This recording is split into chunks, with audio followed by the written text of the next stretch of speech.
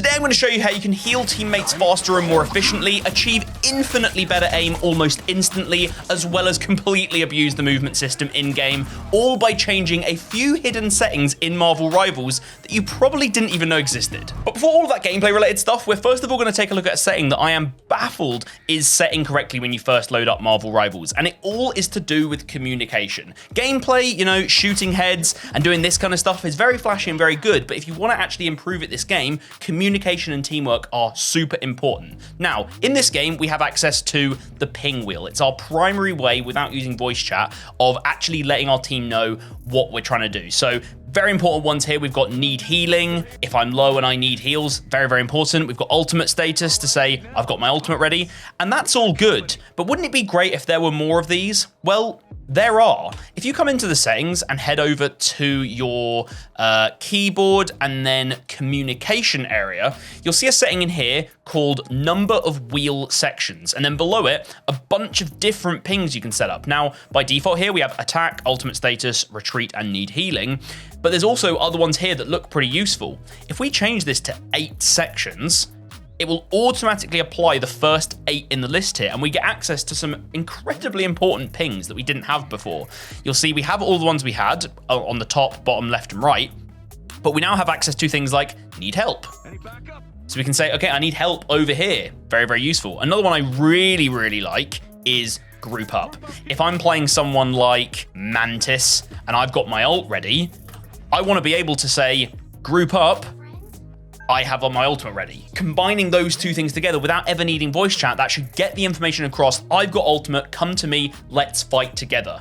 It is insane that we do not have access to all 8 of these by default, so make sure you come in here and turn this on and improve your communication. Before we move on, I'm gonna give a massive shout out to today's video sponsor, Warhammer 40,000 Tacticus. Tacticus is a mobile turn-based strategy game that really gives you the full-on battlefield gameplay from the Warhammer 40,000 series in the palm of your hand. You can fight against other players in high-stake battles to prove you're the smartest strategist, or team up with others to share the glory of victory. The game is absolutely rammed full of content. They've somehow managed to build up to 70 legendary Warhammer 40,000 champions from 17 playable factions, all for you to play. I was always a Necrons player back in the day. I mean, who doesn't love zombie robots? And Snowprint Studios are doing a fantastic job at keeping that content fresh, exciting new features, brand new game modes, as well as challenging events. As an example, this December, the famous Red Gobbo appears in Tacticus just in time for Grotmas. There is truly a passionate community of gamers and Warhammer fans for you to join, and so much fun to be had. And with an average rating of 4.5 in the app stores, Tacticus continues to prove that it is a go-to game for top quality tactical gaming. So to join in and get started with Tacticus, just click my link down below or scan the QR code on screen. And until January 1st, you can also use my code HAPPYDECK to grab yourself 2,000 gold and 50 Blackstones in game. The next setting we're going to change today is absolutely crucial for all of you tank and DPS players, but it's also going to be a massive help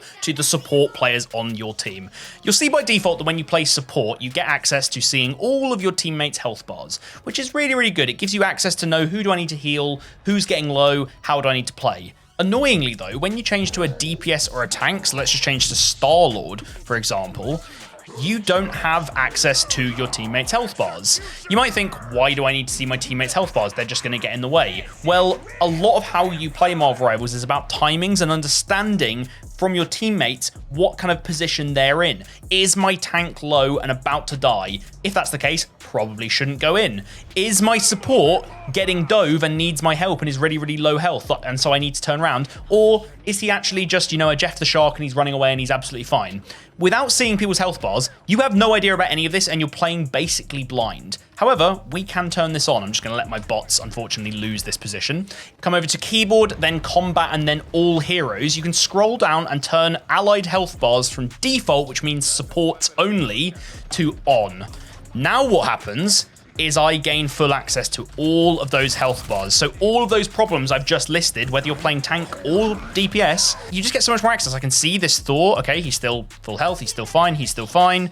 He's getting a bit lit, but he hasn't taken too much damage. if I didn't have the health bar there, I might have thought he was actually lower than he was. I can see here, I'm looking at my Jeff. Is he okay? He's half health. Okay, no, now he needs my help. Now he's low.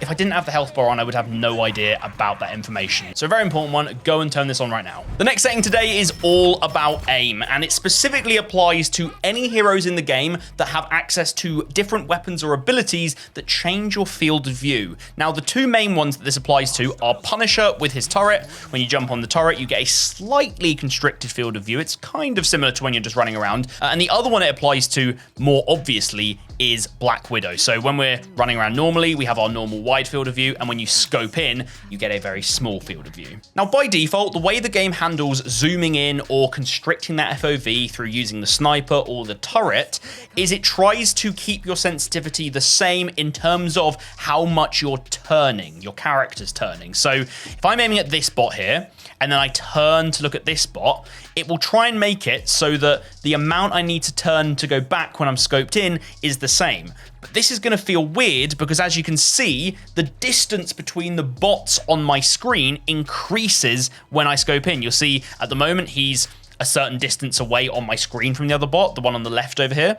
But when I scope in, he's now much further away. He's far nearer the edge of my screen. So it doesn't feel right. Hopefully that makes sense. So what we want to do to improve our muscle memory is, instead of having it align such that we have the same amount of degrees turned, we instead align it so that it's the same amount of distance traveled on your screen. Once again, hopefully that makes sense. The way we can do this is come to your settings, go to keyboard and then combat, and then in all heroes, next to that, you'll see change heroes. You can come in here and select Widow if you want, or you'll just have the hero you have selected here. Click here and scroll down to the hero settings area, and you'll have an ADS, horizontal and vertical sensitivity.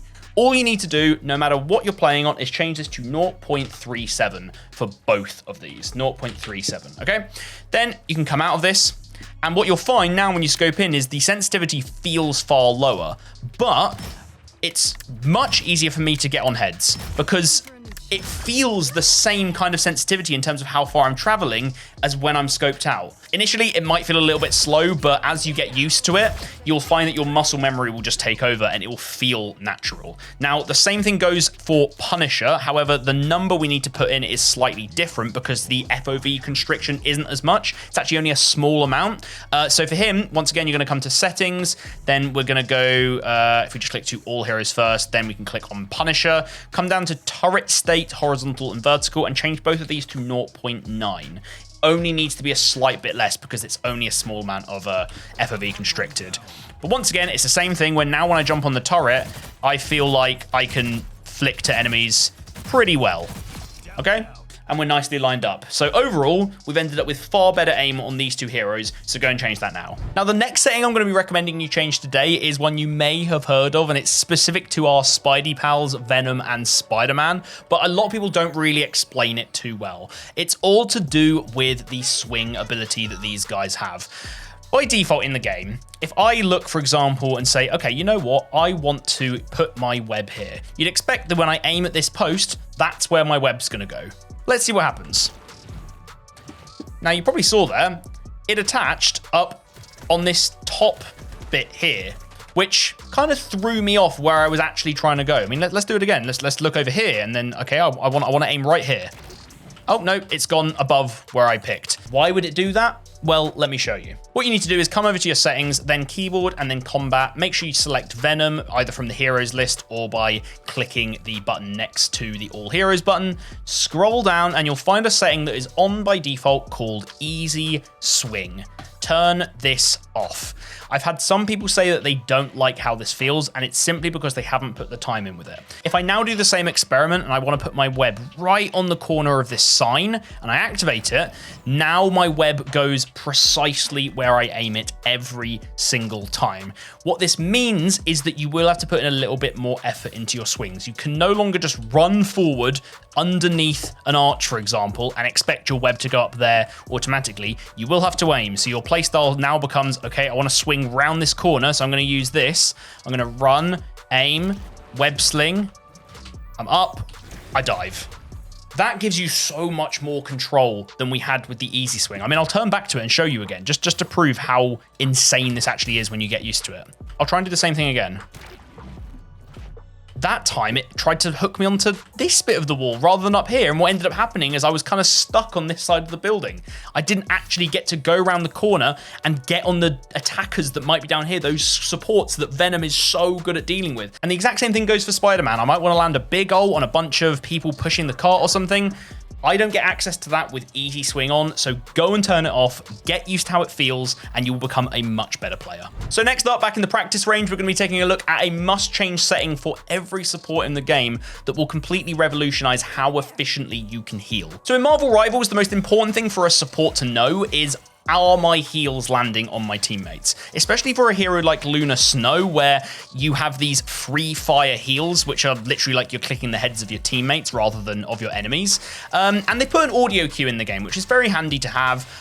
It means that when I left click, you hear that kind of that healing sound. You guys all know what I'm talking about. But wouldn't it be nice if there was some sort of visual cue as well that wasn't too invasive? Well, there is. It's just hidden in the settings. So come into your settings.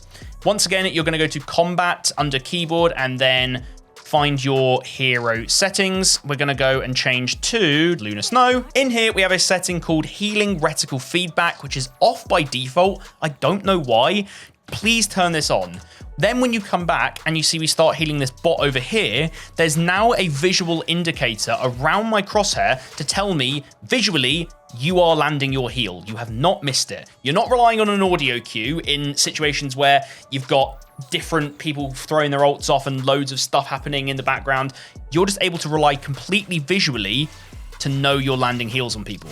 It's also handy because if you're shooting a teammate which is full health, you don't get the visual. So you know, oh, I'm laying heals into someone who's full health. I need to switch to someone else. The most important thing to know here is you have to do this for all of your support heroes. So if I come over to Cloak and Dagger, for example, and I start healing these two bots, you'll see that I don't have the visual indicator anymore. It's because the settings are for each hero individually. So you have to come back in here, change from Luna Snow, for example, to Cloak and Dagger, scroll down into hero, and here you have healing reticle feedback. Same as on Luna, turn that on, come back, and now I have the visual indicator. Yes, we have access to the audio, but the visual is such a nice accompaniment that will make you a better support in general. Now, the final setting today is going to be all about improving the wall climbing, wall running mechanics in the game. There are 4 heroes, I believe, who have access to the wall running. You've got Jeff and Rocket, 2 of the supports here. Super important to get better at the wall running because it's a lot of how you can stay alive and be so annoying. Just really, really hard to kill. And then you've got Spider-Man and Venom, who both have access to the wall climbing and wall running as well.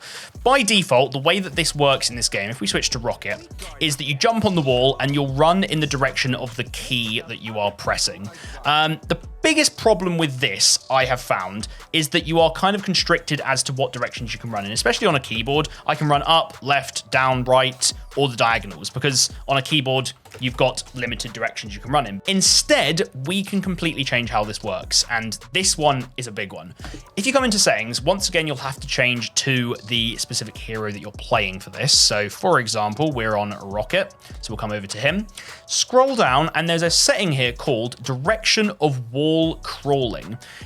Currently, this says advance vertically upwards. What we want to do is change this to the other option, advance towards crosshair. So what happens now is pretty self-explanatory. We now run in the direction of our crosshair. So we can go on walls and we can become incredibly slippery. This really does make you really hard to hit. The amount of times I've played Jeff the Shark and just done stuff like this around point on walls to get away from enemies. People already hate Jeff enough, but if you put this setting on and then you play Jeff, people are going to hate you. Once again, and we can show the same thing on, let's look at Venom.